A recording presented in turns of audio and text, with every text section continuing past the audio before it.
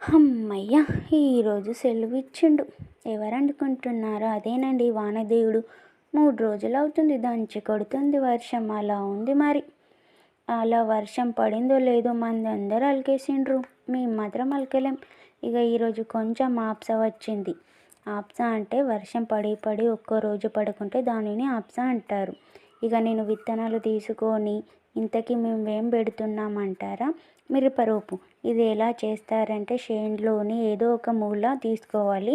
గడ్డి లేకుండా కురపతోటి మంచిగా మట్టిని కింద మిద్ద చేసిన తర్వాత ఇది మిరప విత్తనాలు చల్లేసుకోవాలి. చల్లేసుకున్న తర్వాత మట్టిని మూయకూడదు. అలా మూస్తే వాటి బరువు అవి మొలకలు ఈజీగా ఇది చేయలేవు. అందుకని మట్టిని వెదజల్లాలి, మంచి చల్లాలి.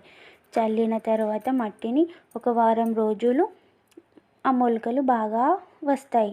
ఒక్క మొలక కూడా బాధ వెళ్ళకుండా మంచిగా రావాలంటే ఇలా మట్టిని మిద్ద కింద చల్లాలి అంతే. బాదు అంటే ఏ మొలక కూడా చచ్చిపోకుండా సాఫీగా మట్టిని తోసుకుంటూ వచ్చేయడమే అంతే.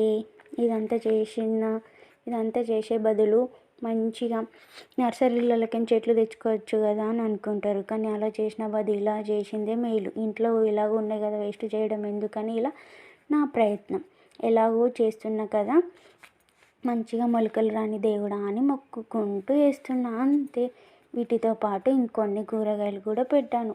అవి ఏమిటంటే చిక్కుడుకాయ, బెండకాయ, టమాటా, బీరకాయ, కాకరకాయ, అందెంకాయ.